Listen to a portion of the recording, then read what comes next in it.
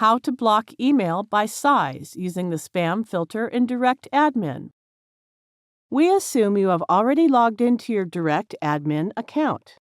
Now click Spam Filters icon. From this Email Filters interface, you can create a filter for large size incoming email.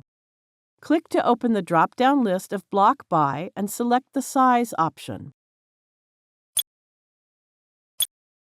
Enter the maximum size of the email you wish to allow.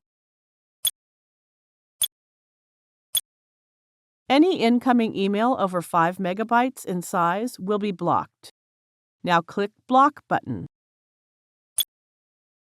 That's it. You now know how to block all email larger than a fixed size. Thank you for watching.